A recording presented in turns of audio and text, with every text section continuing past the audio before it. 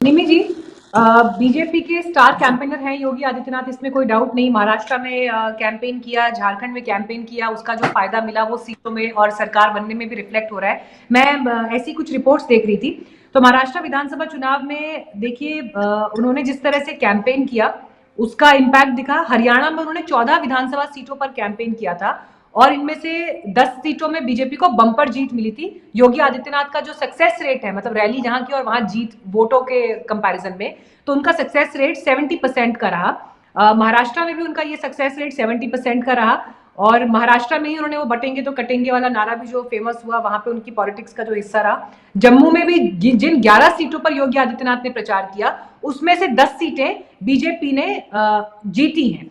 अब देखिए ये सक्सेस रेट एक बेसिक पैमाना हो सकता है ये चेक करने की कोई स्टार कैंपेनर जब जमीन पर उतरता है तो उसका इम्पैक्ट क्या है। और मैं दिल्ली की डिटेल्स जब देख रही थी तो दिल्ली में गोंडा, शाहदरा, किराड़ी, द्वारका, पालम, राजेंद्र नगर, पटपड़गंज, बिजवासन, ये वो जगह है जहां पर उनकी रैलियां अभी प्रस्तावित है, जहां पर होनी है। 14 के करीब वो रैलियां करेंगे। अब जो सक्सेस रेट महाराष्ट्र में, झारखंड में, जम्मू में वोटों में तब्दील होता हुआ दिखाई दिया है, मैम अगर दिल्ली में तब्दील हो गया तो फिर आम आदमी पार्टी का क्या होगा? मीनाक्षी, नो डाउट योगी जी बहुत कैरिज्मेटिक लीडर हैं। वो अपने प्रदेश में अच्छा काम कर रहे होंगे, लेकिन अगर आए हैं तो ये भी बताते जाएं कि दिल्ली की जनता को उनके कामों से क्या फायदा होगा, और ये भी बताते जाएं कि 52,000 स्कूल यूपी में क्यों बंद हो गए। ये भी बताते जाएं कि बेरोजगार युवक जब जॉब मांगने जाते हैं तो उन पे लाठियां क्यों बरसाई जाती हैं। ये भी बता दें कि उनके राज्य में पेपर लीक क्यों होते हैं, और ये भी बता दें कि उनके राज्य में स्वास्थ्य सुविधाएं इतनी खराब क्यों हैं कि सारा का सारा लोड दिल्ली के अस्पतालों पे पड़ता है। ये भी हम जानना चाहेंगे कि उनके इस हिंदुत्व के मुद्दे पर दिल्ली के लोगों की जिंदगी कैसे बेहतर होगी, बल्कि डिवाइड करके जाएंगे वो, उसका असर पता नहीं कहां तक होगा। तो हाथ जोड़ के ये प्रार्थना है कि दिल्ली वालों को वैसे ही रहने दे जैसे वो हैं। दैट इज, वो नॉन सांप्रदायिक है, नॉन कम्युनल है, तो वैसे ही रहने दीजिए। हाँ, आपका स्वागत है, आप आए हैं, हमें भी सुनने में अच्छा लगेगा, आप बहुत अच्छा बोलते हैं। That's it. अच्छा, आप इंतजार करेंगी मतलब उनकी रैलियों और उनकी स्पीचेस का? आप पसंद करती हैं उनके भाषण?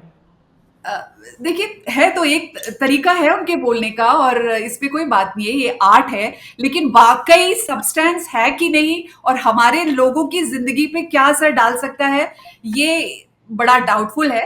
हर एक लीडर जो है सम्माननीय होता है, वो हमारे लीडरों को गालियां दे, लेकिन हम किसी के लीडर को कभी कुछ अपशब्द नहीं कहेंगे, ये हमारी मर्यादा है। चलिए मनस्वी जी, लेकिन देखिए एक बात तो फिक्स है कि योगी आदित्यनाथ की अपनी एक पॉपुलैरिटी है, उनका अपना एक कैरिज्मा है। और जब हम बात दिल्ली की करते हैं तो पूर्वांचलियों का जो एक बड़ा ग्रुप है और उससे अलग भी एक तबके में उनकी अच्छी खासी इमेज कह लें, उनके बोलने के अंदाज कर एज ए लीडर। इनफैक्ट अगर बीजेपी में ही उनको पीएम नरेंद्र मोदी के बाद सेकेंड मतलब आए कोई और उसके रूप में देखा जा रहा है, तो फिर आप सोच सकते हैं कि वो इम्पैक्ट क्या है। और मैंने अभी महाराष्ट्र, हरियाणा, जम्मू का जिक्र किया जो उनके लास्ट कैंपेन्स का इम्पैक्ट था। तो दिल्ली में क्या आपको लगता है कि योगी आदित्यनाथ हवा बदल सकते हैं? या हवा बदलना नहीं, मैं ये कहूं कि हवा बीजेपी के पक्ष में कर सकते हैं? देखिए, वो बहुत बड़ा एक क्रेडिट उनको दे देंगे, क्योंकि दिल्ली में जो स्थिति है, एक व्यक्ति एकदम से हवा बदल दे वो वाली स्थिति लगती नहीं है। और एकदम से हम ये नहीं कह सकते कि आम आदमी पार्टी का जो फैक्टर है बिल्कुल निग्लेक्ट है। और दूसरा, नहीं, तो प्राइम जैसा मिनिस्टर महाराष्ट्र नरेंद्र, में हुआ, जैसा हरियाणा में हुआ, आपको लगता है कि वो दिल्ली में संभव नहीं है? देखिए, दिल्ली का जो 2020 का जो इलेक्शन था वो डेवलपमेंटल मुद्दों पे आम आदमी पार्टी जीती है। पहला इलेक्शन हम बोल सकते हैं कि एंटी इनकम्बेंसी था शीला दीक्षित का, और वहां पे आम आदमी पार्टी अरविंद केजरीवाल ने बेनिफिट किया। पर सेकंड इलेक्शन तो उनके डेवलपमेंटल मॉडल पे वो जीते हैं। अब जो थर्ड इलेक्शन है उसमें कहीं ना कहीं हमारे को करप्शन का जो एंगल है और शीश महल का जो एंगल है, जो सेंटिमेंटली वोटर्स को टच करता है, कि जब एक व्यक्ति जो वीआईपी कल्चर के खिलाफ था वो वीआईपी कल्चर को टच कर लेता है, तो उसमें लोग क्या रिएक्ट करेंगे, ये एक पॉलिटिकल स्टडी है। इसका आउटकम क्या आता है वो देखने के बहुत ज्यादा जरूरी है, क्योंकि दिल्ली के लोग कहीं ना कहीं पोलराइज होकर वोट नहीं किए हैं अभी तक। तो योगी आदित्यनाथ का की जो हिंदू वोट कंसोलिडेशन का जो फैक्टर अगर हम देखें, या पूर्वांचली लोगों का कंसोलिडेशन देखें जो कर सकते हैं योगी आदित्यनाथ, वो अब तक as a litmus test, political test में वो अभी तक हुआ नहीं है दिल्ली में। दिल्ली का जो लास्ट दो इलेक्शन है वो कहीं ना कहीं अरविंद केजरीवाल के चेहरे पे वोट दिया गया है, उस पर विश्वास करके लोगों ने वोट दिया है। पर क्या ये वाला जो फोर्थ इलेक्शन उनका होने वाला है, क्या लोग उस मुद्दे पे देंगे, क्या लोग हिंदुत्व के मुद्दे पे देंगे? मुझे नहीं लगता हिंदुत्व का मुद्दा इतना ज्यादा कंसोलिडेट होगा दिल्ली में। दिल्ली का जो बेसिक ममता जी मुद्दा के लगता है हमारे साथ। ममता जी देखिए, दोनों पैनलिस्ट ने एक बात जो की है, देखिए योगी आदित्यनाथ के अपने प्लस पॉइंट्स हैं या जिन अचीवमेंट्स के साथ वो आ रहे हैं दिल्ली में और जिन बातों के साथ वो आगे अपनी स्पीचेस और रैलियां कंडक्ट करेंगे, वो उसकी सभी ने बात की। लेकिन उससे अलग दिल्ली की जनता का जो मिजाज है वो उस तरह से पोलराइज होकर वोट नहीं करती। तो क्या आपको लगता है कि योगी आदित्यनाथ का सिक्का यहाँ चलेगा, या बटेंगे तो कटेंगे दिल्ली में चलेगा?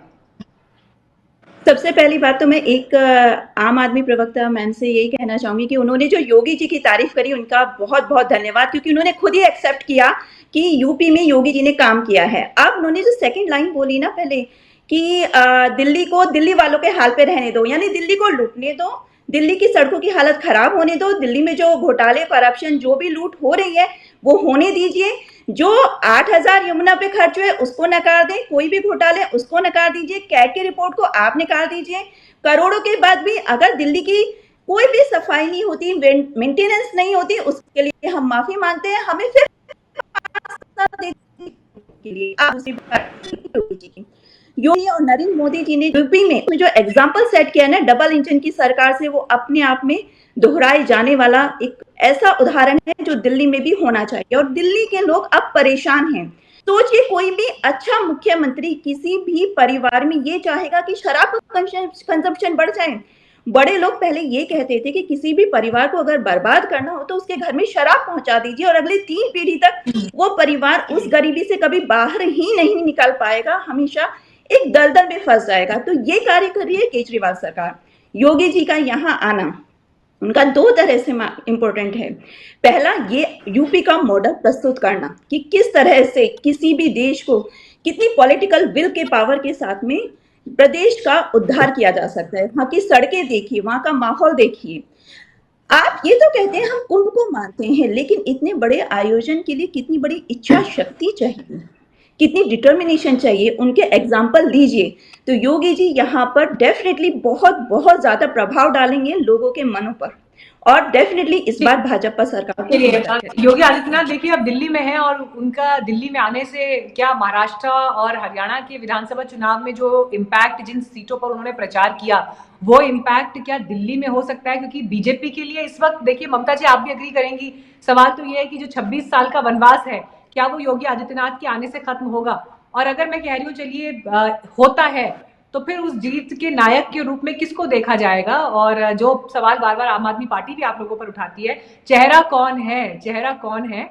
लेकिन खैर मैं एक सवाल मनस्वी जी से भी लूंगी, फिर उसके बाद क्लोजिंग रिमार्क्स के लिए आऊंगी। मनस्वी जी, अब देखिए कुंभ की चर्चाओं के बीच योगी आदित्यनाथ का दिल्ली में आना, मतलब वो अपने साथ एक अलग तरह की एनर्जी अलग से कैरी कर रहे हैं, वो इंप्रेशन कैरी कर रहे हैं जो कुंभ को लेकर इस वक्त पूरे देश में है, दुनिया में है, और सबकी न्यूज फीड में कुंभ इस वक्त छाया हुआ है, इसमें कहीं कोई डाउट किसी को है नहीं। अरविंद केजरीवाल जिस कट्टर ईमानदार छवि की पॉलिटिक्स करते आए हैं, योगी आदित्यनाथ भी उसी छवि को रिप्रेजेंट इस अंदाज में करते हैं अपने अभी तक के सत्ता शासन को, कि कोई भ्रष्टाचार का डायरेक्ट आरोप मुख्यमंत्री के ऊपर ऐसा नहीं है जो उनके ऊपर कोई लगा सके। दूसरा बड़ा बिंदु यह है कानून व्यवस्था, लॉ एंड ऑर्डर, जिसका जिक्र अरविंद केजरीवाल बार बार करते हैं, योगी आदित्यनाथ उस छवि को भी अपने साथ कैरी करते हैं। तो दिल्ली में उनके इलेक्शन कैंपेन पर निगाहें इसीलिए मीडिया की भी हैं, और उसके असर को भी उसी तरह से उसका विश्लेषण किया जाएगा। लेकिन इन सब के बीच एक सवाल कांग्रेस को लेकर भी उठता है कि कांग्रेस कहां पर है? जिस एग्रेसिव अंदाज में बीजेपी और आम आदमी पार्टी एक दूसरे के सामने दिखाई दे रहे हैं, उस एग्रेसिव अंदाज में अगर कांग्रेस के सीनियर लीडर अपनी तय की हुई प्रस्तावित रैलियों को भी अगर कैंसिल कर देंगे, अब वो अलग बात है कि हेल्थ रीजन है, क्या रीजन है, वो पार्टी ने जो भी जवाब दिया, पर अगर इस तरह से रैलियां कैंसिल होंगी तो फिर आपकी अवेलेबिलिटी और क्या आप जमीन पर कर पाएंगे, उस पर प्रश्न चिन्ह है। देखिए, बहुत बड़ा प्रश्न है ये कांग्रेस के ऊपर कि कहीं ना कहीं वो लगातार हारते हारते अभी वो निराशा की तरफ जाती हुई पार्टी दिख रही है, जहाँ पे मोमेंटम नहीं है, जहाँ पे कार्यकर्ता बल नहीं है, जहाँ पे क्योंकि जीतने की इच्छा खत्म हो गई है, और उससे बड़ी जो इच्छा खत्म हुई है, लड़ने की इच्छा खत्म हो गई है। जिस तरीके से उन्होंने एक वॉक अवे कर दिया ये इलेक्शन, वो दिखा रहा है। देखिए, आम आदमी पार्टी का कोई भी वोट बेस नहीं था, सारा का सारा वोट बेस जो था वो कांग्रेस का था, जो आम आदमी पार्टी में शिफ्ट हुआ। कोई नया वोट बेस तो आम आदमी पार्टी ने क्रिएट नहीं किया। दो ही तरह के वोट बेस थे, एक था कांग्रेस का वोट बेस और एक था कांग्रेस के अगेंस्ट का वोट बेस। अगेंस्ट के वोट बेस में बीजेपी ने बहुत अच्छी तरह केटर कर दिया, पर जो कांग्रेस का वोट बेस था दिल्ली के में स्पेसिफिकली बात करूं, पूरे देश में भी जहां पे दूसरी पॉलिटिकल पार्टीज ने ले लिया है जो बीजेपी के अगेंस्ट है, कांग्रेस कहीं ना कहीं मिनिमाइज होती जा रही है। कांग्रेस ऑपोजिशन में भी सेकंड रोल प्ले कर रही है स्टेट पॉलिटिक्स में, और यही एक कारण है कि जो जो जो लीड फ्रॉम द फ्रंट होता है, जो आगे आके खेलने की इच्छा होती है या लड़ने की इच्छा होती है, वो कांग्रेस में दिखाई नहीं दे रही। जब लीडर ही अवेलेबल नहीं होगा तो कार्यकर्ताओं के थ्रू आप वोट को चैनलाइज करोगे, ऐसा नहीं होने वाला। और भारतीय राजनीति उस तरीके से नहीं चलती। भारतीय राजनीति में हम माने या ना माने, आज की तारीख में भी पर्सनालिटी कल्ट में बहुत ज्यादा बिलीफ है। तो अगर पर्सनालिटी मतलब जो लीडर है, लीडरशिप कल्ट अगर नहीं डेवलप करेगी कांग्रेस, या लीडर अवेलेबल नहीं होगा अपने लोगों के लिए या इलेक्शन के लिए, तो कहीं ना कहीं कांग्रेस फर्दर मिनिमाइज हो रही है। उनका प्रदर्शन अच्छा था लोकसभा में, पर कहीं हरियाणा के बाद, झारखंड के बाद, जम्मू कश्मीर के बाद और महाराष्ट्र के बाद उनकी मुझे लगता नहीं है कि इच्छा है कि दिल्ली में कुछ करें, कंसिडरेबल करें।